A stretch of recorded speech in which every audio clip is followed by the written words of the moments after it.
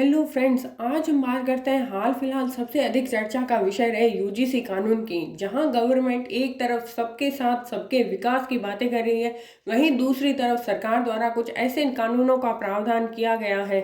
सबसे पहले जानते हैं यूजीसी कानून है क्या, इसमें कौन कौन से प्रावधान दिए गए हैं। सरकार द्वारा दावा किया जा रहा है कि यह बिल उच्च शिक्षण संस्थानों में भेदभाव रोकने के लिए लाया गया है।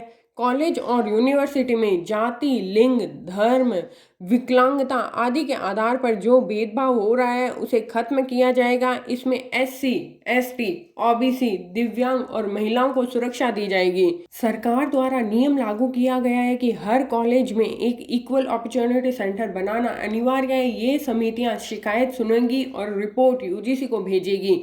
कॉलेज और यूनिवर्सिटीज़ में अगर किसी के द्वारा शिकायत दर्ज कराई गई है तो शिकायत पर 24 घंटे में बैठक, 7 दिन में कार्रवाई और 15 दिन में शिकायत पर रिपोर्ट जारी करना अनिवार्य है। अगर कॉलेज और यूनिवर्सिटीज़ द्वारा इन नियमों का पालन नहीं किया गया तो कॉलेज और यूनिवर्सिटी के खिलाफ सख्त एक्शन लिया जाएगा।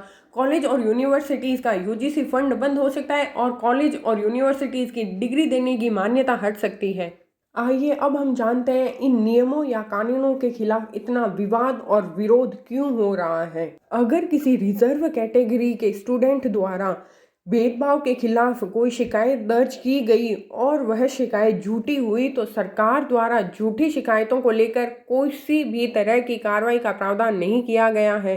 दूसरा विरोध का सबसे बड़ा कारण यह है कि यह कानून जनरल कैटेगरीज के खिलाफ दुरुपयोग योग्य बताए जा रहे हैं। सामान्य वर्ग के विद्यार्थियों में सबसे बड़ा डर यह है कि रिजर्व स्टूडेंट्स द्वारा अगर उनके खिलाफ गलत शिकायत की गई या झूठी शिकायत की गई तो इसका उनके शिक्षा और उनके करियर पर बहुत दुष्परिणाम होगा। सामान्य वर्ग में रोष सबसे अधिक इस बात को लेकर है कि इक्विटी कमेटी में सामान्य वर्ग के प्रतिनिधित्व को जरूरी नहीं बताया गया है। जहां सरकार द्वारा दावा किया जा रहा है कि वह इन कानूनों के माध्यम से समानता लाना चाहती है, पर क्या सिर्फ एक वर्ग के लिए कानून बनाने से समानता आएगी? क्या इससे विद्यार्थियों के मन में समानता का माहौल होगा? जहां रिजर्व कैटेगरी के पास हर क्षेत्र नौकरी में इतनी छूट होते हुए भी सरकार को ऐसा क्यों लगता है कि सिर्फ इन्हीं के लिए कानून बनाया जाना चाहिए?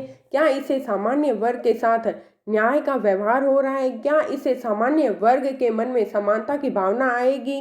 यहाँ सरकार को ऐसा क्यों लगता है कि सिर्फ एक ही कैटेगरी के पक्ष में फैसला सुनाने से वह देश में समानता ला सकते हैं? सरकार को ऐसा क्यों नहीं लग रहा है कि सिर्फ एक ही पक्ष में कानून बनाने से क्या वह खुद भेदभाव नहीं कर रही है? जहां एक तरफ सरकार सबके साथ सबके विकास की बात कर रही है तो क्या सामान्य वर्ग का विकास करना सरकार का कर्तव्य नहीं है?